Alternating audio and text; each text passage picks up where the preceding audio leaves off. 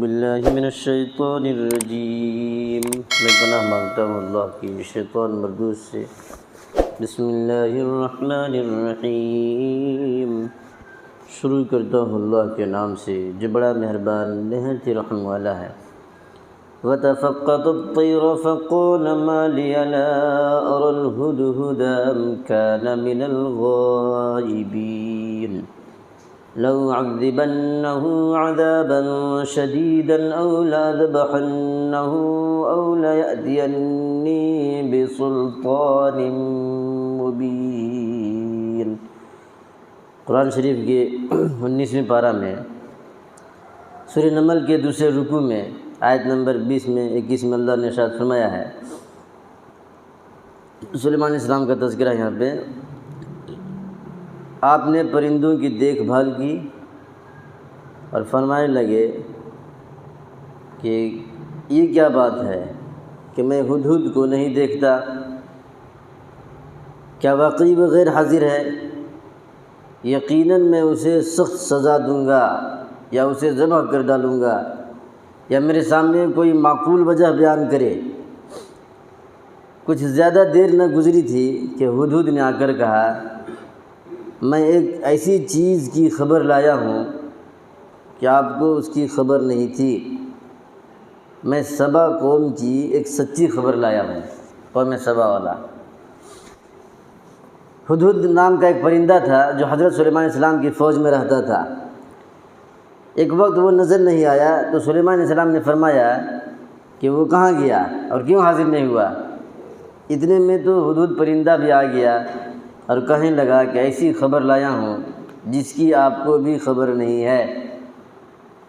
یعنی ایک عورت ایک جگہ پر بادشاہی کر رہی ہے اور بہت بڑی سلطنت اس کے تابع تھی، جس کی خبر سلیمان علیہ السلام کو نہیں تھی۔ میرے محترم بزرگ دوستو، حضرت سلیمان علیہ السلام اتنے بڑے بادشاہ ہیں اور پیغمبر بھی ہیں، لیکن ہدہد کہاں گیا اس کی خبر آپ کو نہیں تھی۔ اور ایک بہت بڑی سلطنت دنیا ہی میں تھی جس کی ایک عورت حکومت کر رہی تھی، اس کی بھی خبر آپ کو نہیں تھی، کیونکہ علم غیب آپ کو بھی نہیں تھا۔ سلیمان علیہ السلام بھی عالم الغیب نہیں ہیں۔ قرآن شریف کے 13ویں پارہ میں سورہ یوسف کے 11ویں رکوع میں آیت نمبر 94 میں اللہ ارشاد فرماتا ہے، وَلَمَّا فَصَلَتِ الْعِيرُ قَالَ أَبُوهُمْ إِنِّي لَأَجِدُ رِيحَ يُوسُفَ لَوْلَا أَن تُفَنِّدُونِ۔ جب یہ قافلہ جدا ہوا تو ان کے والد نے کہا، مجھے تو یوسف علیہ السلام کی خوشبو آ رہی ہے، اگر تم مجھے کم عقل نہ سمجھو۔ میں حضرت محترم بزرگ دوستو، اس میں بتا یہ رہے ہیں کہ یہ تو عام مسلمان بھی جانتے ہیں کہ حضرت یعقوب علیہ السلام کے فرزند یعنی حضرت یوسف علیہ السلام، چھوٹے دلارے بیٹے یوسف علیہ السلام کو ان کے بھائیوں نے باپ سے جدا کر دیا تھا، جن کے فراق میں کوئی کہتا ہے 80 سال، کوئی کہتا ہے 53 سال، 50 پر 3 سال، کوئی کہتا ہے 18 سال جدا رہے۔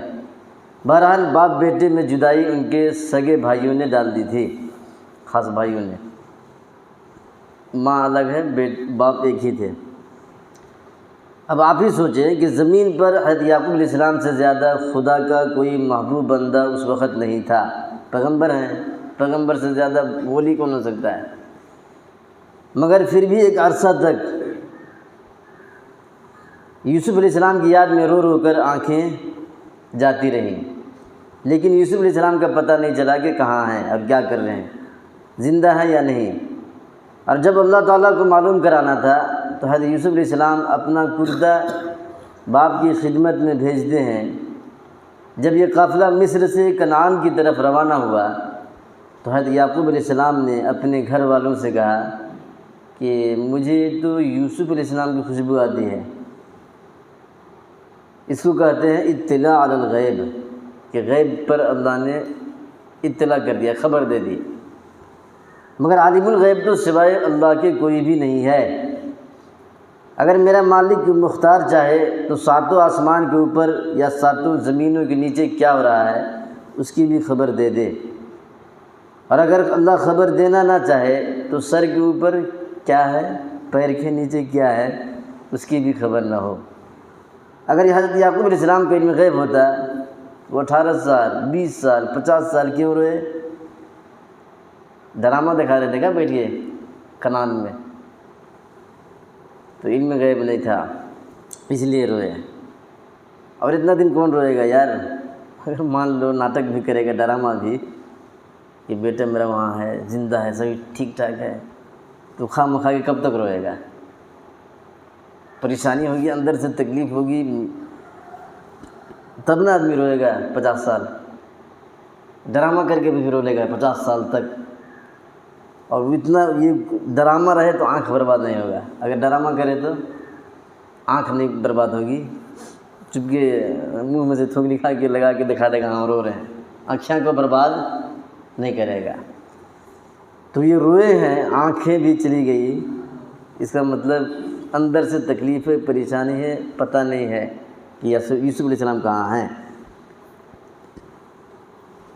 تو یہ پیغمبروں کے بارے میں بتا رہے ہیں۔ جب پیغمبر ہی نہیں جانتے تو پھر یہ دوسرے کس کھیت کے ڈھیلے ہیں؟ پیغمبر کے پاس ہی علم غیب نہیں ہے، عالم الغیب وہ خود نہیں ہے، تو دوسرے کی کیا حیثیت ہے؟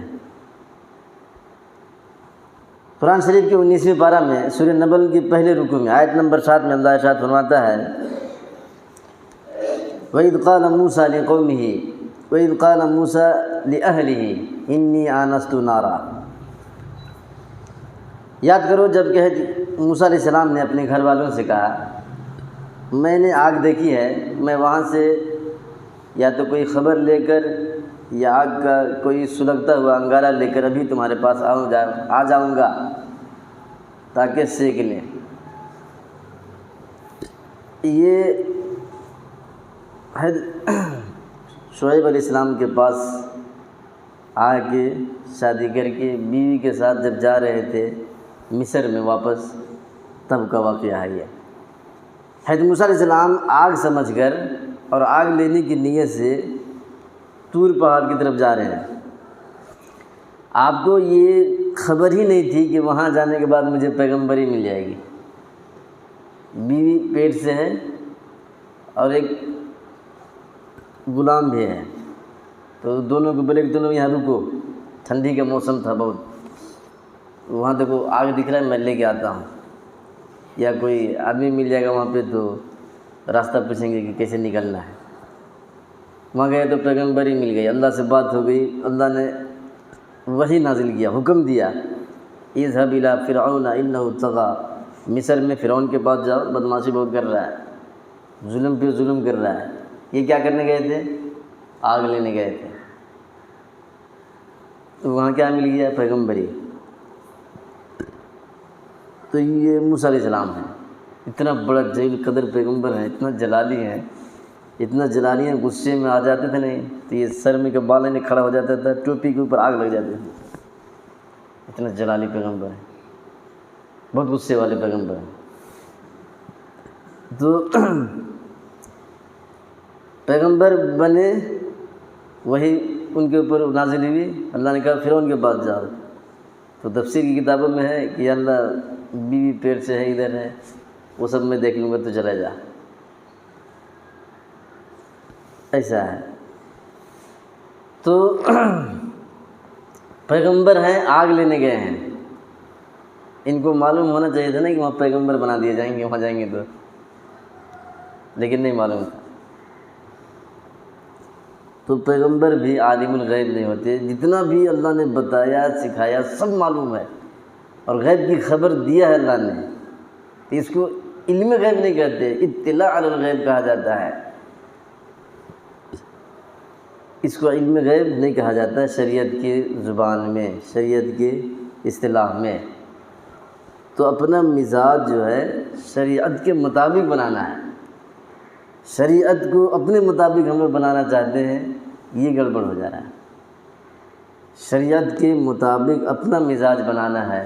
اللہ تعالیٰ ہم سب کو سمجھنے کی، عمل کرنے کی توفیق عطا فرما دے۔